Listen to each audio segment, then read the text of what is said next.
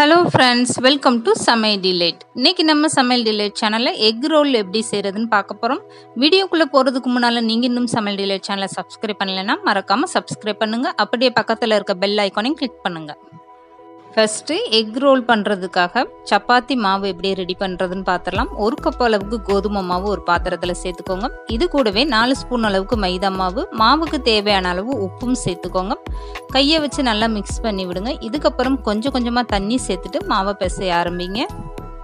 மைதா மாவு சேர்க்கறதுனால இந்த சப்பாத்தி நல்லாவே சாஃப்டா வரும். அதிகமான மைதா மாவு சேர்க்காதீங்க. 4 ஸ்பூன் அளவுக்கு சேர்த்துக்கோங்க. 1 கப் கோதுமை மாவுனா 4 ஸ்பூன் அளவுக்கு மைதா மாவு. இது வந்து கரெக்டான அளவு. நார்மலா சப்பாத்தி மாவு எப்படி பிசைவீங்களோ அதே மாதிரி நீங்க தண்ணி சேர்த்துட்டு மாவை நல்லா கெட்டியா பிசைஞ்சுக்கோங்க. இப்போ கொஞ்சமா நல்லெண்ணெய் சேர்த்துக்கோங்க. சப்பாத்திக்கு கண்டிப்பா நல்லெண்ணெய் சேருங்க. சப்பாத்தி ரொம்பவே சாஃப்டா வரும். கண்டிப்பா அந்த டிப்ஸை நீங்க ட்ரை பண்ணி பாருங்க. எப்போ சப்பாத்தி சுட்டாலுமே நீங்கள் நல்லெண்ணெய் சேர்த்துட்டு மாவு பிசைங்க. அதே மாதிரி சப்பாத்தி போடும்போதும் நீங்கள் நல்லெண்ணெய் சேர்த்து பாருங்கள். ரொம்பவே சாஃப்டாக வரும் சப்பாத்தி. இப்போ பாருங்கள் மாவு எந்த அளவுக்கு நல்லா சாஃப்டாக வந்திருக்குன்னு.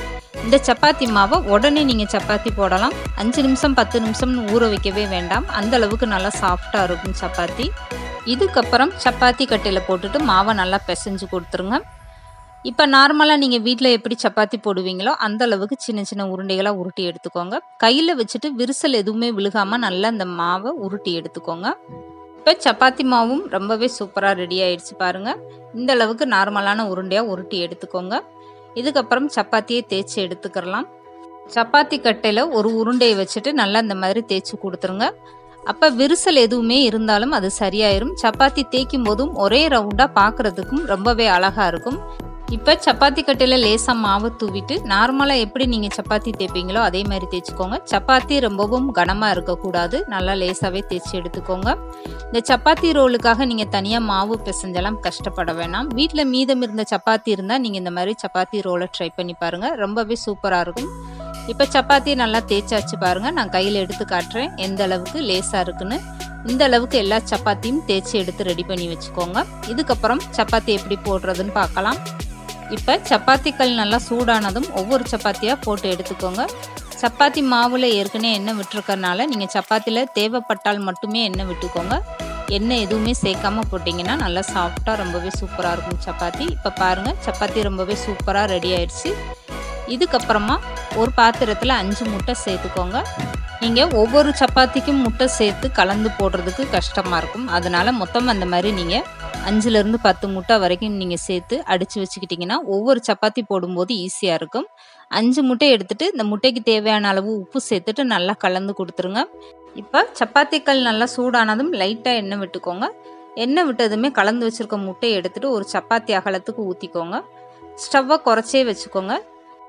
சப்பாத்தி கல்லில் ஊற்றின முட்டையை நல்லா அகலப்படுத்திட்டு ஸ்டவ்வை குறைச்சி வச்சுட்டு உடனே இந்த சப்பாத்தி அது மேலே வச்சுருங்க. அப்போ தான் சப்பாத்தியும் முட்டையும் சேர்ந்து ஒன்றா ஒட்டிக்கிறோம். அப்படி இல்லைன்னா பிரிஞ்சு தனியாக வந்துடும். இந்த முட்டை ஊற்றுனதுமே நீங்கள் உடனே சப்பாத்தி மேலே வச்சுருங்க. சப்பாத்தி மேலே வச்சு 2 செகண்ட்லேயே நீங்கள் உடனே பிரட்டி போடுங்க. ரொம்ப நேரம் இந்த முட்டையை வேக விடக்கூடாது.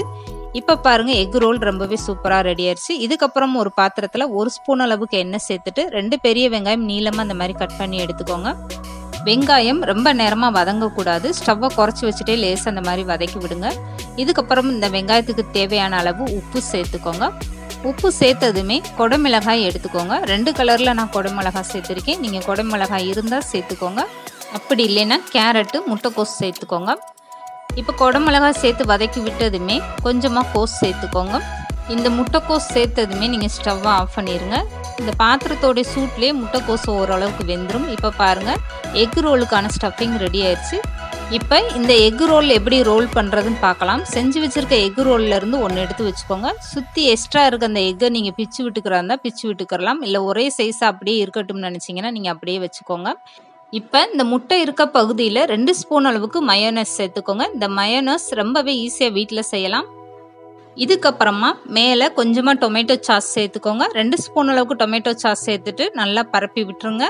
இதுக்கப்புறமா நடுவில் எடுத்து வச்சிருக்க வெஜிடபிளை சேர்த்துக்கலாம். அப்போ ரோல் பண்ணுறதுக்கு ரொம்பவே அழகாக வரும். இந்த எக் ரோல் பண்ணுறதுக்காக நீங்கள் 5 முட்டை எடுத்துக்கிட்டிங்கன்னா 4 எக் ரோல் ரொம்பவே ஈஸியாக செய்யலாம். இப்போ வெஜிடபிள்ஸையும் நடுவில் வச்சாச்சு. ரொம்ப நேரம் நீங்கள் இந்த வெஜிடபிளை வதக்குனீங்கன்னா சாப்பிடும்போது அவ்வளோ நல்லா இருக்காது.